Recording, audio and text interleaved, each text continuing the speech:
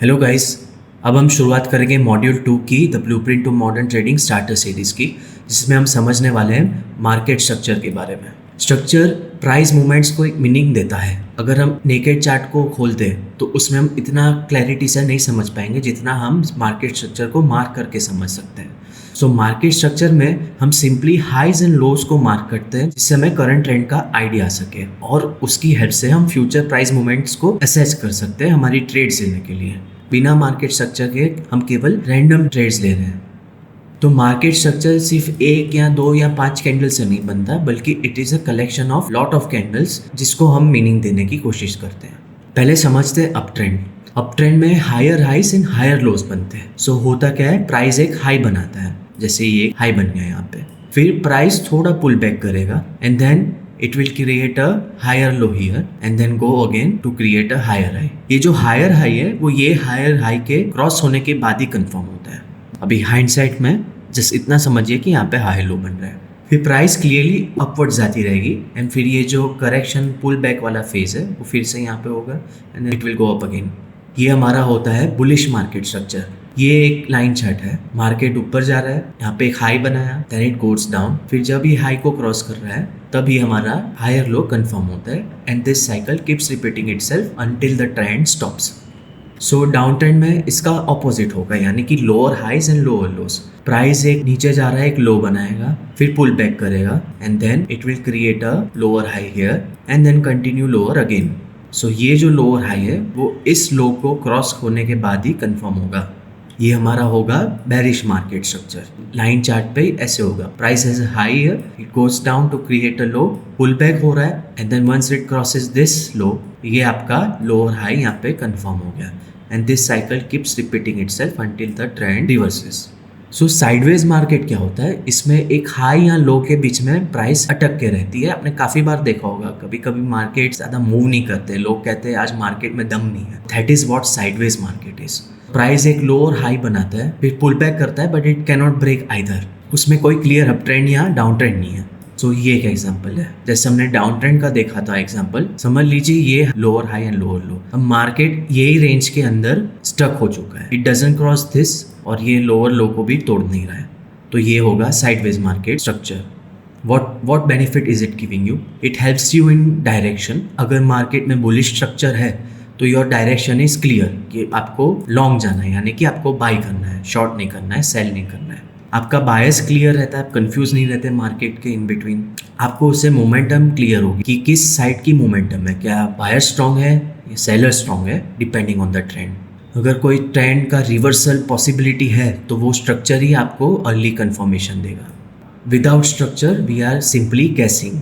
हम naked charts अगर trade करें तो इंडिकेटर भी लगा दो, दैट इज नॉट इनफ। उससे आप कंसिस्टेंटली प्रॉफिटेबल नहीं बन सकते। जो स्ट्रक्चर बता रहा है हमें उसके साथ राइड करना है, ना कि उसके अगेंस्ट। अगर मार्केट बेरिश है, डोंट गो लॉन्ग, आपका स्टॉप लॉस हिट होगा and it will keep happening over and over. So समझते हैं स्ट्रक्चर ब्रेक क्या होता है। A structure is said to be broken जब प्रीवियस हायर हाई एक अप ट्रेंड में आपका ब्रेक हो और डाउन ट्रेंड में आपका प्रीवियस लोअर लो ब्रेक हो। सो ये दोनों चीज़ इंपॉर्टेंट है। आपका ट्रेंड के हिसाब से स्ट्रक्चर ब्रेक मार्क करना होगा। ये केवल एक पॉसिबिलिटी बताता है, not 100% confirmation. Bullish break of structure यानी कि अप ट्रेंड में क्या होगा, price is going up, it pulls back and then breaks this high. ये हो गया आपका ब्रेक ऑफ स्ट्रक्चर यहाँ पे।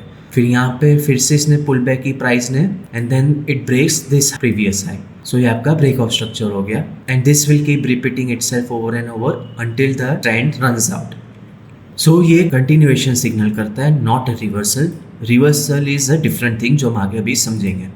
एंड सेम चीज bearish break of structure down trend में होगी। Price pools back from a low, breaks it, that is your bearish break of structure. ये लो से प्राइस पुल बैक कर रहा है, forms a lower high which is lower than this and then breaks this. This keeps on happening over and over until the trend runs out. हम समझते character change क्या होता है, इसे चॉक भी कहा जाता है। The market's character might shift जब previous higher low up trend में ब्रेक हो या तो previous lower high down trend में ब्रेक हो। So that signals a change of character, यानी कि potential आपको बता रहा है कि ट्रेंड चेंज हो सकती है, but it is not a 100% confirmation। जैसे हमने बुलिश स्ट्रक्चर में देखा था, price is making higher highs and higher lows until यहाँ पे एक पॉइंट पे ये हायर लो प्राइस ब्रेक कर देती है, that is your change of character. So this signals a potential shift in the trend, but keep in mind कि यहाँ पे ये जो लो है, हायर लो, ये शायद प्राइस को प्रोटेक्ट करे और फिर से अप ट्रेंड कंटिन्यू कर ले. तो ये एक सिग्नल देता है कि शायद ट्रेंड चेंज हो सकती है. यहाँ से शायद प्राइस पुल बैक करके फिर से ट्रेंड चेंज कर दें, या तो प्राइस अप ट्रेंड कंटिन्यू रखें यहाँ से. That only time will tell. Down trend में जो बुलिश चेंज ऑफ कैरेक्टर होगा, price is making lower highs and lower lows until it breaks this lower high. इसने एक सिग्नल दिया कि शायद ट्रेंड चेंज हो सकती है. यहाँ तो प्राइस पुल बैक करके अप ट्रेंड में कन्वर्ट हो जाए, या फिर यहाँ से फिर से डाउन ट्रेंड कंटिन्यू करे. सो द की रूल, अगर स्ट्रक्चर क्लियर नहीं है, समझ लीजिए मार्केट में स्ट्रक्चर ब्रेक हो रहा है, फिर से सिग्नल फॉल्स हो रहा है, नीचे आ जा रहा है या ऊपर जा रहा है, कंफ्यूज कर रहा है मार्केट, तो ऐसे में do not take a trade. It's better to sit and protect your capital. Market कभी कभी चॉपी होगा, फेक ब्रेक ऑफ स्ट्रक्चर और चेंज ऑफ कैरेक्टर करेगा and still fail. You know, इसमें कोई 100% चीज़ नहीं होती. Things tend to fail and it is normal. ये क्यों होता है? ये इसलिए होता है क्योंकि शायद तब इनफ लिक्विडिटी मार्केट को ना मिले to support the move. Trending versus ranging markets, बहुत बड़ी मिस्टेक ट्रेडर्स करते हैं कि वो स्ट्रेटजी तो राइट यूज़ करते हैं, बट मार्केट उनका रॉन्ग एनवायरनमेंट होता है, इसलिए उनकी स्ट्रेटजी काम नहीं करती. मार्केट या तो ट्रेंड कर रही है या रेंज हो रही है, यानी कि साइडवेज में मूव कर रही है. सब प्राइस मूवमेंट ये दोनों में से कोई एक ही फेज में होगी. ट्रेंडिंग मार्केट में क्लियर मोमेंटम और क्लियर ट्रेंड होता है. यहाँ तो price higher highs and higher lows बना रहा है, या फिर lower highs and lower lows बना रहा है. इट इज़ कम्प्लीटली क्लियर, इसमें आपको ज़्यादा कन्फ्यूजन नहीं होगा. अप ट्रेंड में higher highs and higher lows बन रहे हैं क्लियरली, एंड डाउन ट्रेंड में lower highs and lower lows बन रहे हैं. ये दोनों ट्रेंडिंग मार्केट्स हैं. रेंजिंग मार्केट में क्या होता है कि प्राइस सपोर्ट और रेजिस्टेंस, यानी कि दो एरियाज़ के बीच में ही मूव कर रही है, और उसमें काफ़ी कन्फ्यूजन क्रिएट होता है. उसमें क्लियर डायरेक्शन नहीं होता है, ना तो अप ट्रेंड होती है ना तो डाउन ट्रेंड होती है. जैसे हमने एक एग्जांपल देखा था कि प्राइस ये दोनों लेवल्स के अंदर ही प्ले कर रही है. यहाँ पे कुछ लोगों को लगता होगा ऊपर की तरफ ब्रेक ऑफ स्ट्रक्चर हुआ, but market goes a little bit up and then goes down again. यहाँ पे लगता होगा कि ब्रेक ऑफ स्ट्रक्चर नीचे की तरफ हुआ, market can continue upwards again. Sideways में ये इशू रहता है. सो ऐसे में do not take a trade, sit away and relax. That is the best strategy at that time. Ranging market में साइडवेज मूवमेंट होते हैं. ऐसे में you will see equal highs और इक्वल लोज क्रिएटिंग, क्योंकि लिक्विडिटी दोनों साइड बिल्ड हो रही है. यहाँ पे प्राइस नीचे जाके ऊपर ऐसे मूवमेंट्स होते हैं. So it is creating liquidity on both the sides. ये चीज़ें हम आगे ज़्यादा डिटेल में देखेंगे. रेंजेस में ट्रेडर्स का लॉस क्यों होता है? Why do they lose? देखिए, ट्रेंड ट्रेडर्स होते हैं, वो ब्रेकआउट्स बाय करते हैं या ब्रेकडाउन्स को सेल करते हैं. डेरिवेटिव्स में, ऑप्शन ट्रेडिंग में हो तो they buy calls during breakouts and buy puts during breakdowns, और सेल पुट्स ड्यूरिंग ब्रेकआउट्स और sell calls during breakdowns. But ranging markets में ब्रेकआउट्स और ब्रेकडाउन्स फेल होते हैं क्योंकि लिक्विडिटी नहीं होती, इनफ पार्टिसिपेशन नहीं होता लार्ज प्लेयर्स का. मार्केट एनवायरनमेंट आइडेंटिफाई कैसे करते हैं? आप जब मार्केट चार्ट देख रहे हो तब आपको ये 3 सवाल पूछने हैं. क्या मार्केट में higher highs and higher lows form हो रहे हैं या नहीं हो रहे हैं? क्या lower highs and lower lows form हो रहे हैं, यानी कि क्या डाउन ट्रेंड में है या अप ट्रेंड में है मार्केट, या प्राइस साइडवेज मूव कर रही है, कोई दो लेवल्स के बीच में प्राइस ट्रैप हुआ हो. ये आपको खुद से सवाल करना है. Using right strategies in the right environment. जब ट्रेंडिंग मार्केट्स हो, क्लियर अप ट्रेंड हो या क्लियर डाउन ट्रेंड हो, तब आपको पुल बैक्स में ट्रेड एंटर करने हैं. जो स्ट्रक्चर बता रहा है आपको उसको फॉलो करना है, उसके खिलाफ नहीं जाना है. रेंज की बाउंड्रीज होती है, आप उसको ट्रेड कर सकते हैं, उसे फेड कर सकते हैं. यानी कि समझ लीजिए ये 2 लेवल्स के अंदर मार्केट रेंज कर रहा है. So what you can do is, जब अपर लेवल्स में आए तब आप शॉर्ट करें, जब लोअर लेवल्स में आए तब आप बाय करें based on the signals. Breakout अगर होता भी है ये लेवल में से, तो आपको रिटेस्ट का वेट करना है and see if price has started a trend or not. अगर ब्रेक डाउन होता है तो you will wait for a confirmation or a retest and see if it is going down again, and only then take a trade or else avoid trading. अगर कुछ clear नहीं हो, the best strategy is not to take a trade at all. आपका capital जितना बचेगा उतना आप long run में सर्वाइव कर पाएंगे. Never trade blindly. आपको मार्केट कंडीशन पहले आइडेंटिफाई करनी है. आपको क्लियर होना चाहिए आप बाय करने वाले हैं या सेल करने वाले हैं. Now we will move to multi time frame analysis. काफ़ी ट्रेडर्स एक ही टाइम फ्रेम के बेसिस पे अपनी एनालिसिस करते हैं, बट जो प्रोफेशनल होते हैं they always look at the bigger picture first, यानी कि बड़े टाइम फ्रेम्स पे पहले वो अपनी स्टडी करते हैं. आपको ओवरऑल मार्केट सेंटीमेंट क्लियर रखना है अपने माइंड में before you take your trades. Single time frame में क्या प्रॉब्लम है, जो बिगिनर्स या एमेच्योर्स होते हैं वो 5 मिनट 15 मिनट का सिर्फ एक चार्ट खोलेंगे, उसमें एक सेटअप देखेंगे और उसमें एंट्री ले लेंगे। ये है ट्रेडिंग विदाउट कंटेक्स्ट। इसमें आपको बिगर पिक्चर जो डेली चार्ट या वीकली चार्ट है वो क्लियर नहीं होगा, इसलिए आपके ट्रेड्स काफ़ी फेल होंगे, क्योंकि जो हायर टाइम फ्रेम है वो आपके लोअर टाइम फ्रेम को सपोर्ट करने चाहिए।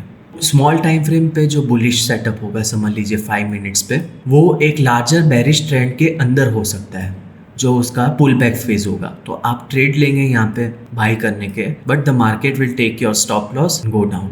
एक ही टाइम फ्रेम पे स्टडी करने से, एनालिसिस करने से ये इश्यू आता है। So what is the professional approach? Analyze your charts from higher time frame to lower time frame, यानी कि आपको हायर टाइम फ्रेम से अपनी एनालिसिस शुरू करनी है and then move on to lower time frames to find your entries and to execute. इससे क्या होता है, हायर टाइम फ्रेम्स आपको डायरेक्शन प्रोवाइड करेंगे, कंटेक्स्ट प्रोवाइड करेंगे, and with lower time frame you will get precision for your entries.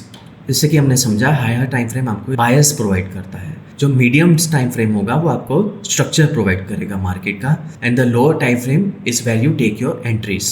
अगर आप intraday trader हैं तो आप डेली टाइम फ्रेम को एक बिगर पिक्चर के अनुसार देख सकते हैं। Then you can move to 15 minute for marking your structures and 5 minute to find your entries and signals.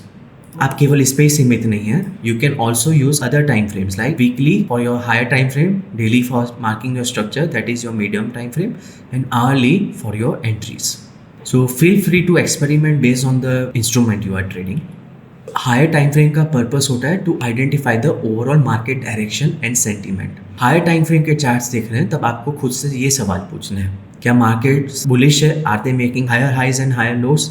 क्या मार्केट बेरिश है? Is it making lower highs and lower lows? या मार्केट किसी दो लेवल्स के बीच में रेंज कर रहा है? मीडियम टाइम फ्रेम का पर्पस है to understand the market structure, आप जिस पे अपने मार्केट स्ट्रक्चर मार्क करेंगे। So based on the time frames you are choosing, your medium time frame can differ. What do you look for in your medium time frame?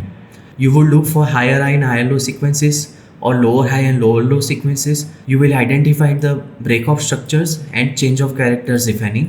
You will see if the trend is in a continuation or not. What is the purpose of the lower time frames? It is to enter precisely at the right moment at the right price. आप जब पुल backs हो रहे हो lower time frame में, that is when you enter. जब lower time frame में structure आपके higher time frame या मीडियम टाइम फ्रेम को सपोर्ट कर रहे हो, that is when you can enter. और एंट्री कन्फर्मेशन जो आपको इंडिकेटर्स या कैंडल सिग्नल्स देते हैं, that is what you look for in your lower time frames. Never trade a lower time frame without understanding the higher time frame. ये mistake बहुत ही common है। आपको एक ही टाइम फ्रेम पे खुद को सीमित नहीं रखना है, you have to look at the medium and higher time frame as well. This is the end of the module 2 and I will see you very soon for the module 3 of the course.